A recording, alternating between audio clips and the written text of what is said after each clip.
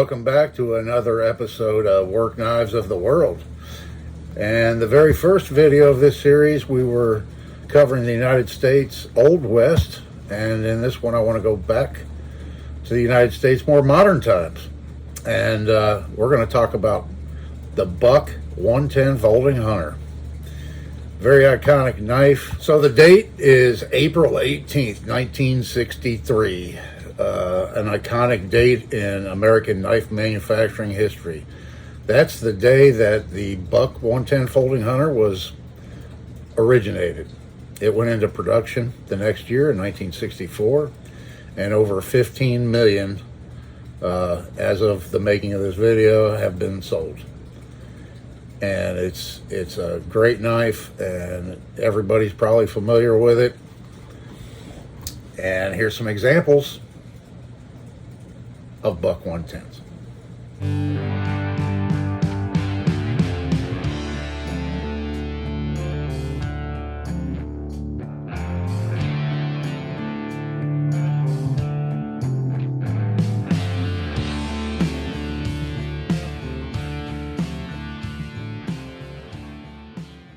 Yeah, so the modern day prices of Buck 110s a lot more than it was back when it started. I'm not sure how much they were originally. Yeah, there's a lot of history in Buck Knives, the Buck Knife Company. And if you're interested, you can find all kinds of information online with Buck Knives going all the way back to the founding. The original Mr. Buck was an apprentice with a blacksmith and learned how to make knives, I think, when he was about 13 years old. And they moved a couple of times. And they had a Model 110 that was not a folder. It was actually a fixed blade, the first 110, prior to 1963. After they developed the folding 110, they changed the model number of the fixed blade. And I have one here, an example of a 110 that I've had a number of years. I keep it in plastic because I get tired of every time I pull it out, the brass being all tarnished. So it kind of keeps the air off of it, and it keeps it from getting tarnished. But here's my example. This one was made in 1990, and it was given to me by the company I worked for. And there it is, anybody that's interested. Very great folding knife. So the Buck 10 model comes with a 3 3/4 inch blade, and it has a high tension locking blade with a low pressure release on the lock. Before 1981, all the Buck 110 Folding Hunters were 440C stainless steel.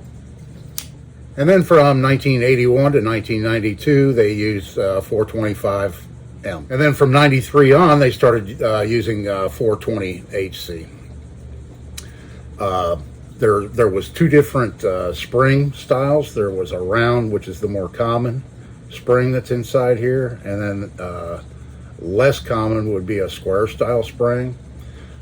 And one nice thing about Bucks is they're very easy to date.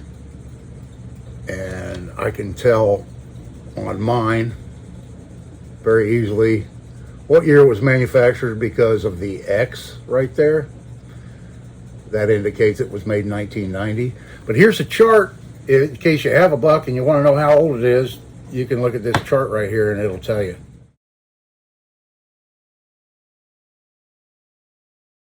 Yeah, so in 2017, they started making a push-button switchblade style 110. And then in 2018, they started making lightweight editions.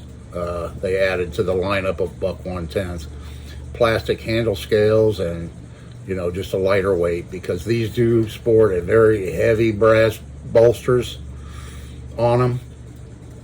I believe all of them were ebony inlays, imported, I think, from Indonesia, and that was another common characteristic of them. And then they all came with a leather belt case.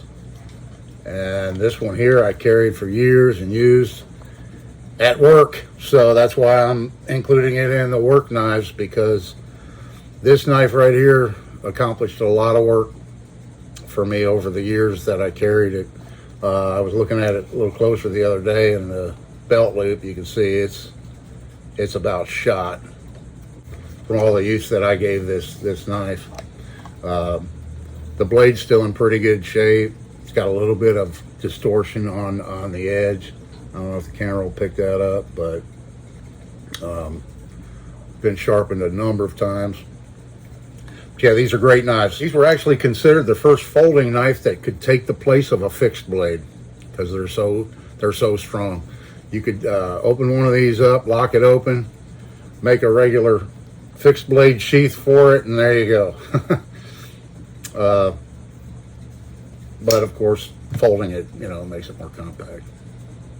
Yeah, and I think there's a Buck Collectors Club out there too. I didn't look into it too much, but I guess they're still around. But any Buck fans, you can go online and join the Buck Collectors Club.